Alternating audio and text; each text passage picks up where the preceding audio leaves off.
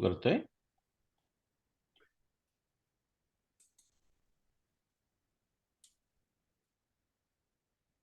Namaste everyone.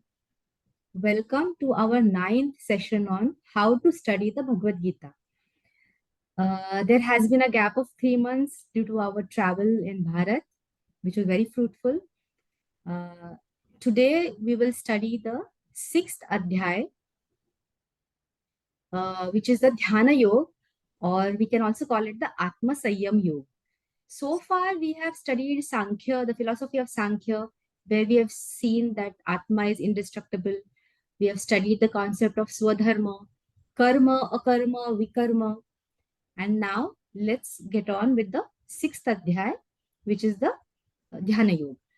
So, Nilesh, to begin with, can you summarize for us the gist of chapter 6? After which, I would like to discuss a few shlokas of the chapter. Okay. Over to you, Nilesh. Namaskar, everyone. So to just set the stage for chapter 6, everything that Krishna really wanted to say to remove the moha of Arjun, he has said it in chapter 2. Then Arjun asked a certain question, that is, we have discovered it all. And in elaboration of that, karma, akarma, vikarma, Krishna goes through essentially what has been covered in chapter 3, 4, and 5.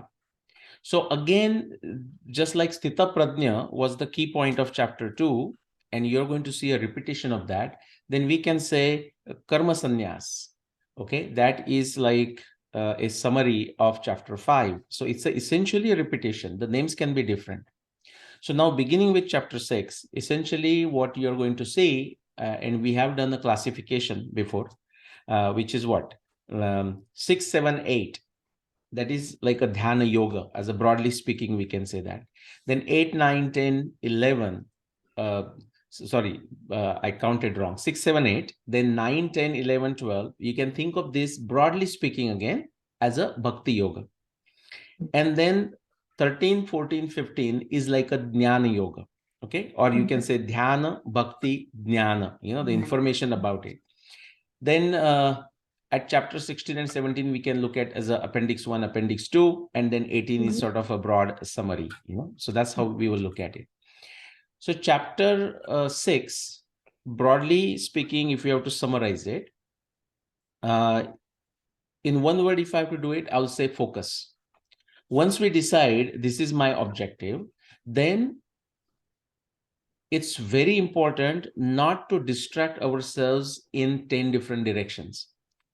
And so the focus is very important, and focus has a couple of aspects. One is like ability to focus or focusing on a one thing, but there is the second element of endurance through all distractions to not let it go.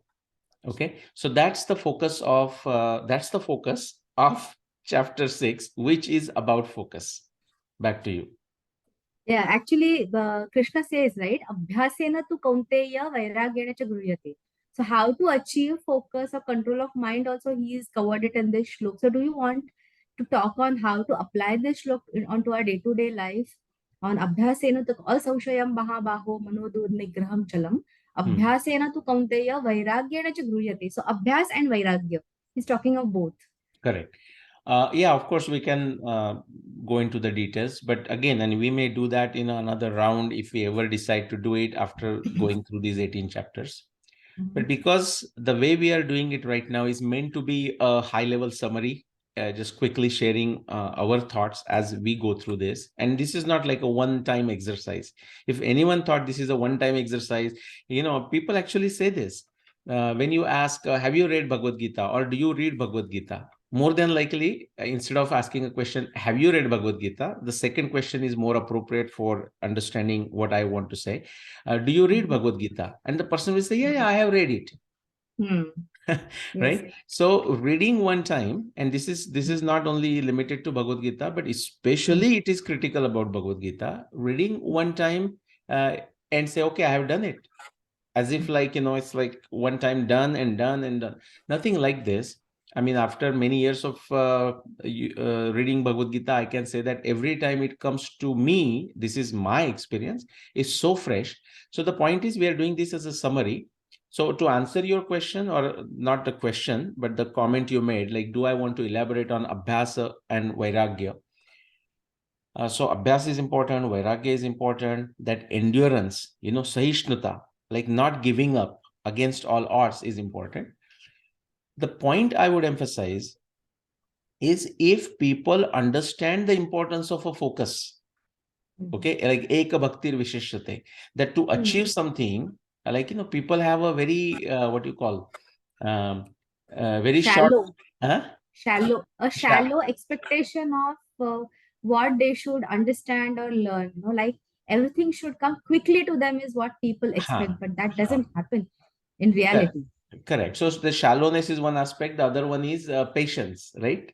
So, so that's again, that goes to endurance. So I would say if people understand that to achieve something worthwhile, one has to have a patience, and that is not sufficient. Somebody says, oh, I have a patience, but then of course you need abhyasa, which means the Vyapti Jnana, the background knowledge, not just one biased point of view. Therefore, like recently somebody asked me, they have a, I forgot the age, 9-year or 13-year-old daughter. And she was reading a certain book, and they were not worried, but they were just concerned as to, is this right? Or will she have a negative effect? And I said, well, you read what she is reading, and discuss it together. But if she is a great reader, let her read voraciously. But bringing back to that point of abhyasa means bringing that balanced outlook. Okay. And then the Vairagya, meaning that samyak, that goes back to having a neutral, unbiased Equanimity. or Sanyam, Atma Sanyam. This chapter we can call Atma Sanyam, having that balanced, unbiased attitude. And this is not very easy to come. I mean, we see this in everyday life and with everyone we interact. It's not easy, right? And so, for example, when that happens, do we feel angry? Actually, sometimes we may feel angry, but our real reaction should be that of a compassion. Now, to correct the person, we may take a certain stance. That's a different story. But back to this. So, Abhyasa Virakti, or Virakti, which means also Samyak, Vairagya, which means also to bring Samyak, being that neutral, Samaloštashma Kanchana, I mean, all that attitude.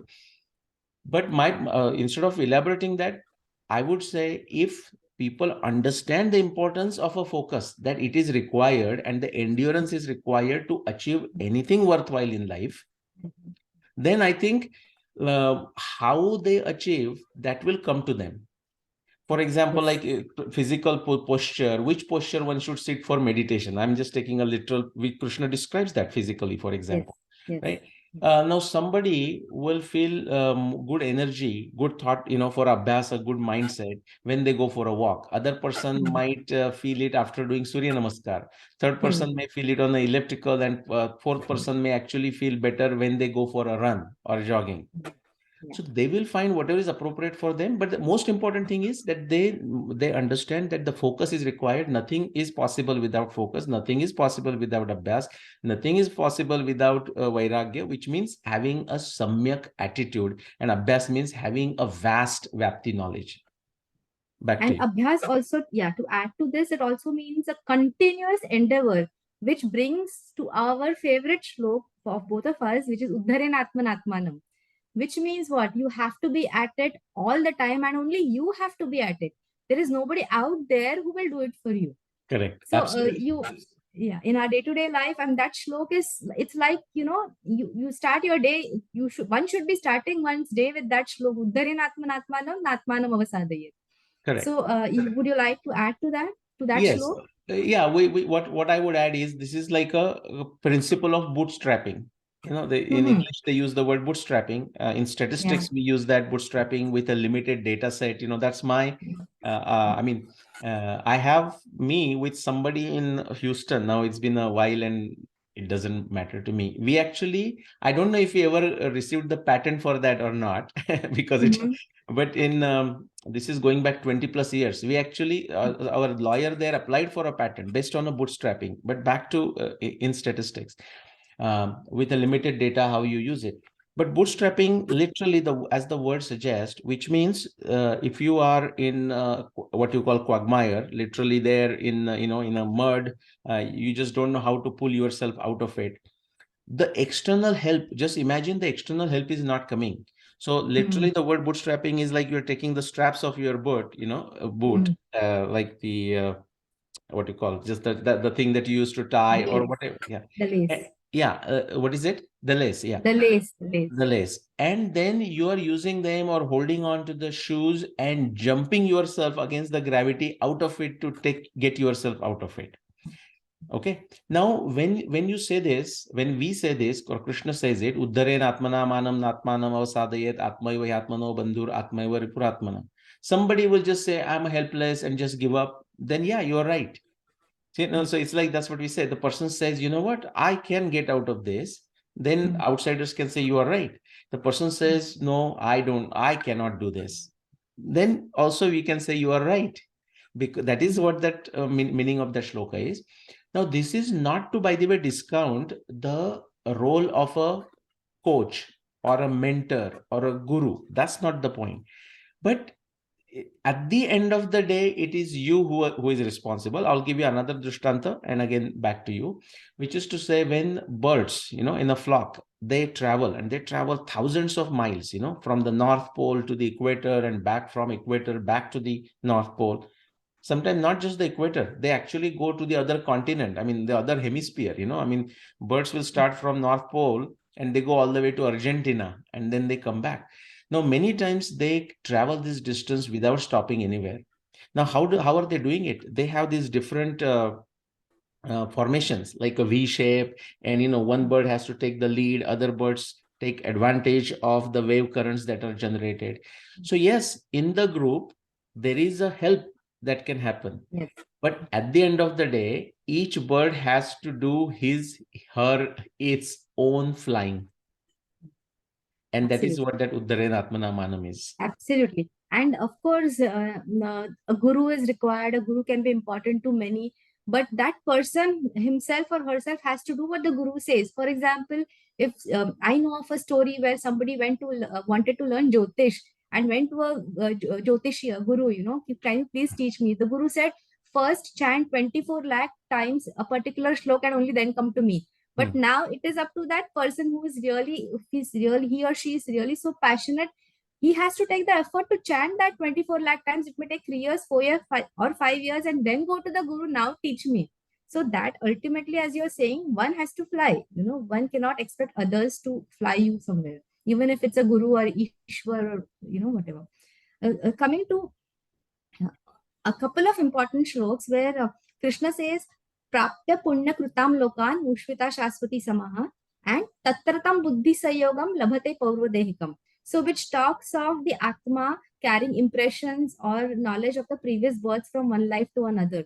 So there, like just a comment from my side, and you can elaborate, wherein whatever bhakti or whatever sadhana we do, what I have understood is that it doesn't go waste.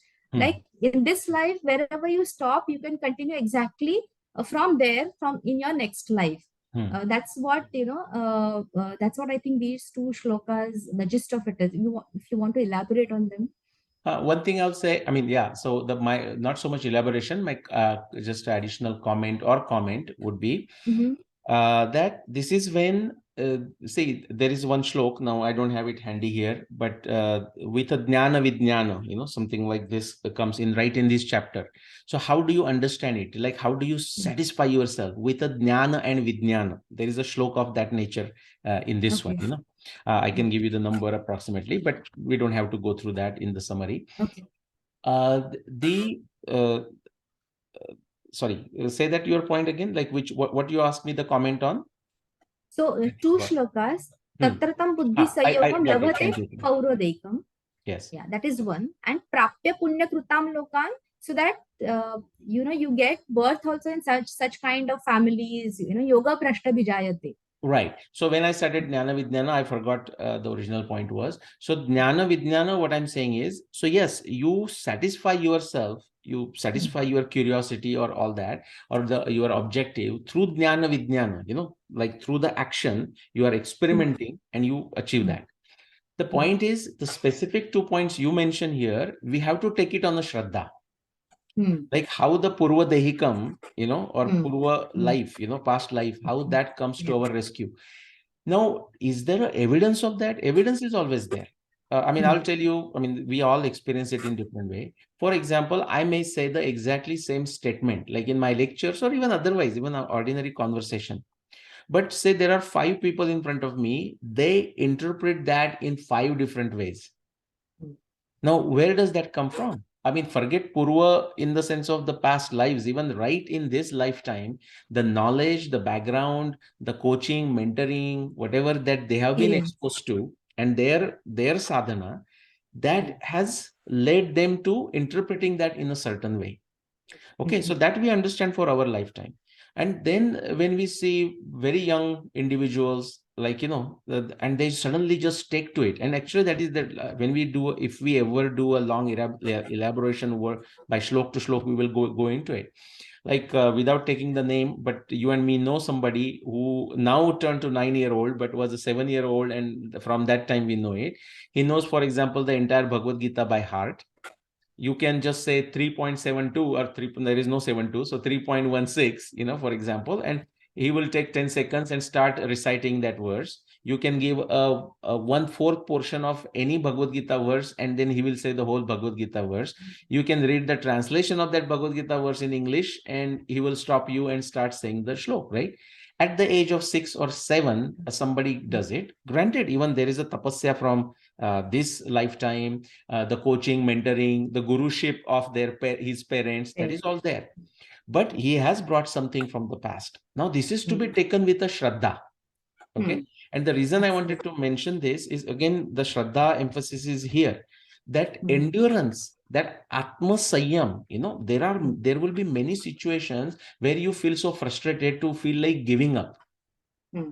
And that is when the Shraddha is going to keep you up, which is to say, the person says, this is all hopeless, I'm giving it up, I don't believe this anymore. So situation will come, but you have to have that trust, which is a Shraddha, that the very fact you have something has brought you to this stage. And more we get, and that's why the Abhyas is important, more we get exposed to more people, we start realizing how fortunate we individually are, in spite of whatever challenges we may have. The challenges could be of all kinds: physical challenges, health challenges, financial challenges. You just name it. Challenge with parents, challenge with children, challenge with yourself, challenge with spouse, job, doesn't matter. But when we look at many more, we start realizing how fortunate we are.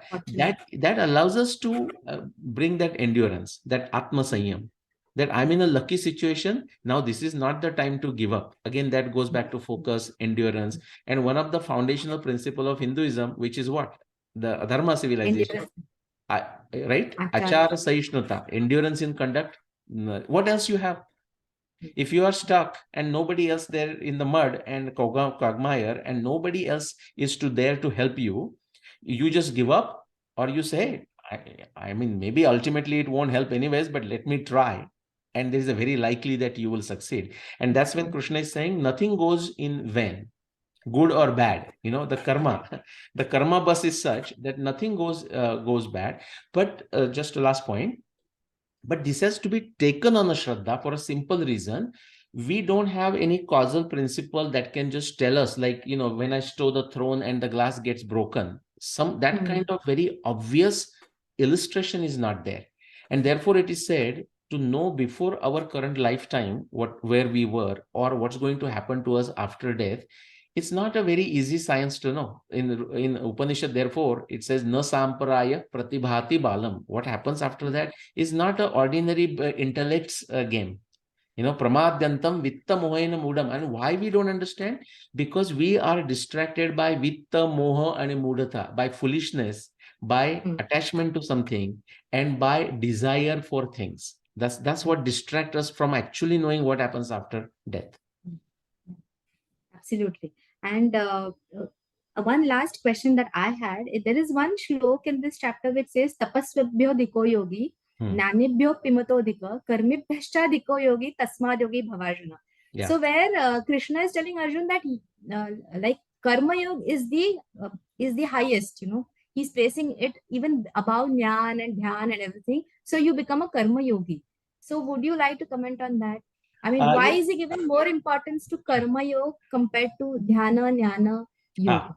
Or even jnana yoga, which we think, is Yeah. He's see, important. he's not, I mean, he in a way he's giving importance, and yeah, I'll talk about that. But he's not doing this in the sense of the very crude comparison that we might do between Jnana Yoga and Bhakti Yoga and a Dhyana Yoga, right? For example, this crude comparison happens all the time. For example, somebody studying Gita Rasya of Lokmanya Tilak, the person says, "Oh my God, Lokmanya Tilak, there are critical books written on Lokmanya Tilak's Gita Rasya." Okay, the person will say, "Jnana, the Jnana is the highest, but how come Lokmanya Tilak did not see those shlok from Bhagavad Gita and just kept on focusing on the Karma Yoga?" Then somebody will criticize Shankaracharya, saying he's just only talking about a Jnana. Actually, these all greats are not only talking of only Karma, only Jnana, and this. But in this question, in that context, what you said is very good. So, for example, three words that you mentioned there, Jnani, and help me, Tapasvi, and what was the third one? Jnani, Tapasvi. Okay, that's fine. You just said it right now. I mean, so. I'll explain. So you have tapasvi, then you have jnani, and you have a ritualistic ritualistic performer, karma kanda, the person who does the. Very good. So now this is chapter 6, and when we talk about 7, we go to 7 chapter. Remember 6, 7, 8 kind of a together group as a dhyana. We will talk 4 types of bhakta there. And this is almost a segue for those 4 types of bhakta. In 7th chapter, we have Artha, Jidnyasu, Artharthi, Jnani, Cha, Bharatarshava, right? Now here the word is used as Jnani, like you said, like, the Jnani, then Jnani, Tapasvi, and then Karmi, kind of karma focus, right?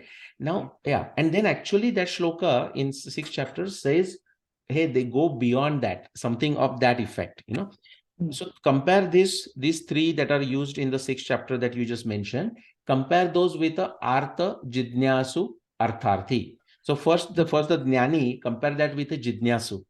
Out of a curiosity and out of Jidnyasa, the person wants to know. And I'll come back to that, why the Karma Yoga emphasis. So that's a Jidnyasu. Then someone who is like a Ekangi, that is a Artha. Okay, sort of an emotional type of thing. Okay. And Artharthi is a Hitarthi. Okay. So karma kanda. So keeps on follows the rituals. That could be artha also. That could be artha also. Like, hey, somebody said, somebody told me that just do this, don't think. Okay. See, even there, that just like Shraddha also is of a different kind. Trivida bhavati Shraddha, Dehinansa, Swabhavaja, Satviki, Rajasi, Chaiva, Tamasi, Chetitam Shruno. Like, people think as soon as somebody says, but he has a Shraddha, or she has a Shraddha, what people don't realize is that the Shraddha can be of a Sattvic kind, Shraddha can be of a Rajasic kind, and Shraddha can be of a Tamasic kind. Okay. So then there is a problem. Like Jnaneshwar says, also, first thing that we have to understand different types of Shraddha, just like we're talking 4 types of devotees. But even if we talk a Sattvic Shraddha, doesn't mean, Dhaneshwar says, Shraddha Mani Taliya Sati Patejo Naye Kiriti. Just because somebody says, I have a Shraddha, we truly don't know how much he or she has a Shraddha until they are tested. Yes. They're tested, right? So, but back to this point. So, Artha, Jidnyasu, Artharthi, Jnani, Cha, Bharatarshava. These 3 things that you just mentioned, one is like a Karma Kanda, another one is a Tapasya, and then a Jnani. These to be compared with a Jidnyasu, Artha, and Artharthi or Hitarthi. And Krishna is saying that there is more to it. These are all 3 ekangi, directed in a one particular way. Only jidnyasa is not useful. Only just following like a rote is not useful. Only just focused on this not useful. But then you said he emphasizes karma or karma yoga. Why is that? If you go to Nyaya Darshana, you hear pravartana lakshana dosha. And what is our objective? Our objective is to clean our dosha. You will hear the word dosha in the 6th chapter. Purify ourselves, right? That is what we are doing through this. How are we going to do that? By knowing what the doshas are. And how will we know the dosha? Only if we do some action. Yeah, if you don't open, if a fool doesn't open the mouth, then we don't know whether this person is very intelligent or a fool. Only when they open the mouth, their thoughts come out, we come to know of their intellect. It's the same thing for action. When we do the action, through actions only, the doshas are known. That's what Nyaya Darshan says, Pravartana Lakshana Dosha. So when somebody says something and even when we don't like it, we should be happy. At least we came to know about that person, whether they says it or does it. So that is the importance of it. But having a balanced attitude is important, and that's what we are actually going to go and do it through 6, 7, 8, focusing on dhyana, then 9, 10, 11, 12, focusing on a bhakti aspect, which is the emotional aspect, emotional thing that we bring to any purpose, any objective, and then jnana, having the jnana. So that's what we are going to do. Great. So just to sum up, or just one thing that I noticed, there's one shloka called Sarva Bhutastam Atmanam Sarva Bhutani Chatmani Ikshata Yoga Yuktatma Sarvatra Samadarshana. So I noticed that it is exactly taken from the 6th shloka of the Upanishad, Ishavasya Upanishad. So they say, right, that the 18 chapters of Bhagavad Gita are from the 18 shloks of the Ishavasya. So Ishavasya is the beej of Bhagavad Gita. So Absolutely. It's exactly the same shlok. Is just my what I wanted to end this session with. Very good. So thank you everyone. See you all for the next session.